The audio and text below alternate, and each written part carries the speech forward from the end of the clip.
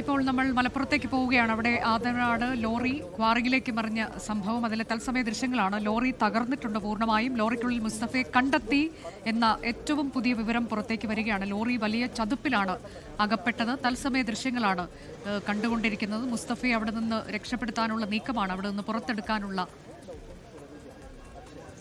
നീക്കമാണ് നടക്കുന്നത്.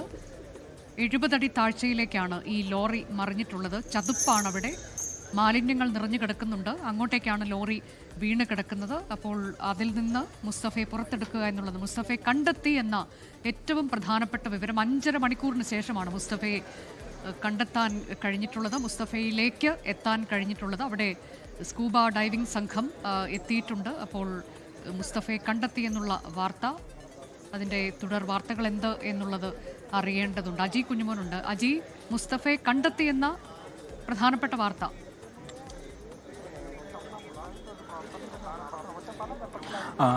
അനുജ, തീർച്ചയായിട്ടും മുസ്തഫ ലോറിക്കുള്ളിൽ തന്നെ ഉണ്ട് എന്നാണ് ഏറ്റവും പുതിയതായിട്ട് നമുക്ക് ലഭിക്കുന്ന വിവരം. ലോറിക്കുള്ളിൽ മുസ്തഫയെ കണ്ടെത്തിയിട്ടുണ്ട്. ഈ ലോറി തകർന്നിട്ടുണ്ട് എന്നാണ് ഈ ഫയർഫോഴ്സ് സംഘം അടക്കം പറയുന്നത്. ഇവിടെ ഇരുട്ട് വീഴുകയാണ്. ഇപ്പോൾ എത്രയും വേഗം തന്നെ ലോറി ഉയർത്തുവാനുള്ള ഒരു ശ്രമങ്ങളാണ് ഇപ്പോൾ നിലവിൽ നടത്തുന്നത്. വലിയ തലത്തിൽ ഉള്ള ഒരു അപകടം മണിക്കൂറുകൾ പിന്നിടുന്നു. ഉച്ചയ്ക്ക് 12:30 നടന്ന അപകടം, അത് പുറം ലോകം അറിഞ്ഞത് 1:10 വലിയ തലത്തിൽ രക്ഷാപ്രവർത്തനങ്ങൾ നടക്കുന്ന ഒരു സമയം കൂടിയാണ്. പക്ഷേ ഇതുവരെയും ആ മനുഷ്യജീവൻ, മുസ്തഫ എന്ന് പറഞ്ഞ ലോറിയുടെ ക്ലീനറെ രക്ഷിക്കാൻ കഴിഞ്ഞിട്ടില്ല. ലോറിക്കുള്ളിൽ കുടുങ്ങിക്കിടക്കുകയാണ് മുസ്തഫ എന്നതാണ് ഏറ്റവും പ്രധാനമായും എടുത്തു പറയേണ്ടത്. ഇന്ന് ഉച്ചയോടുകൂടെയാണ് ഇത്തരത്തിൽ ഒരു അപകടം ഇവിടെ ഉണ്ടായത്.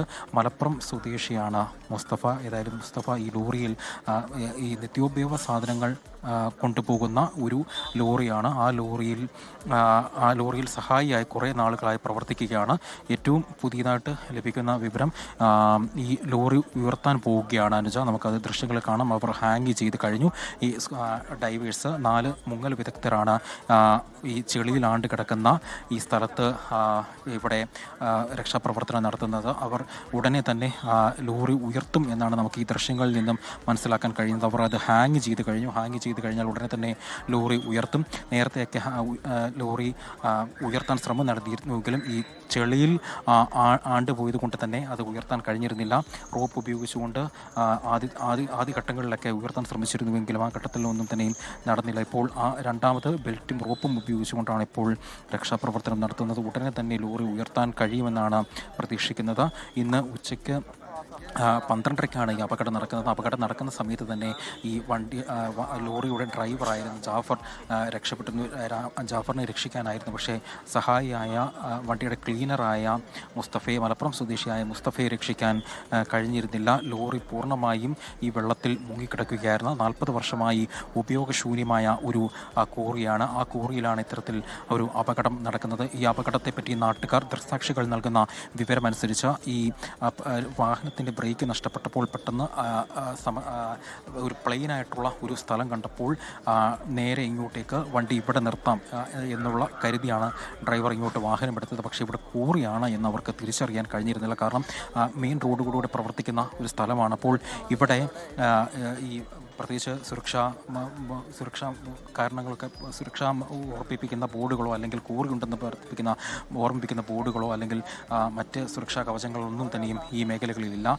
കോറി ഉണ്ട് എന്ന് പോലും തിരിച്ചറിയാൻ കഴിയത്തില്ല. അപ്പോൾ അങ്ങനെയാണ് ഇവർക്ക് നേരെ ഇവിടേക്ക് ലോറി താഴേക്ക്, അതായത് 70 അടി താഴ്ചയിലുള്ള ഈ കോറിയിലേക്ക് വീണ് പോയതുള്ളതാണ് ഏറ്റവും പ്രധാനമായും എടുത്ത് പറയേണ്ടത്. കാരണം വാഹനത്തിൻ്റെ ബ്രേക്ക് നഷ്ടപ്പെട്ടപ്പോഴാണ് നേരെ ഈ കോറിയിലേക്ക് വാഹനം പതിച്ചത്. ഇപ്പോൾ സമയം ഏറെ വൈകുന്നു, ഇരുട്ട് വീണ് തുടങ്ങുന്നു. അതുകൊണ്ട് തന്നെ എത്രയും പെട്ടെന്ന് തന്നെ രക്ഷാപ്രവർത്തനം പൂർത്തീകരിച്ചേ പറ്റുകയുള്ളൂ.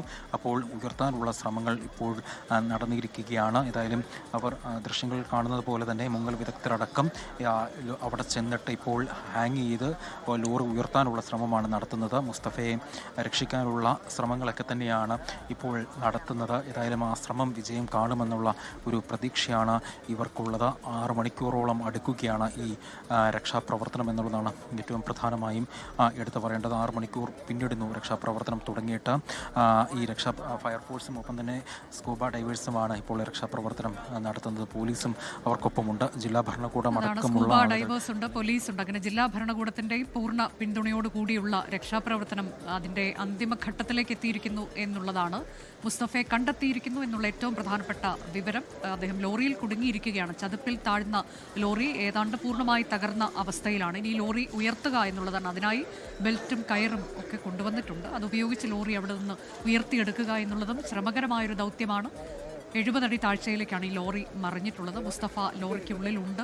എന്താണ് അദ്ദേഹത്തിന്റെ ആരോഗ്യാവസ്ഥ എന്നത് സംബന്ധിച്ച് നമുക്ക് ഈ ഘട്ടത്തിൽ വ്യക്തതയില്ല.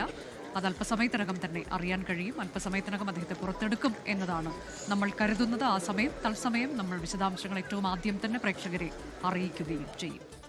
ലോകത്തെവിടെയായാലും ഏത് സമയത്തും 24 വാർത്തകളും ഓഗ്മെന്റഡ് റിയാലിറ്റി പാക്കേജുകളും എക്സ്പ്ലെയിനറുകളും വിശദമായി കാണാൻ ഞങ്ങളുടെ യൂട്യൂബ് ചാനൽ നിങ്ങൾക്ക് സബ്സ്ക്രൈബ് ചെയ്യാം.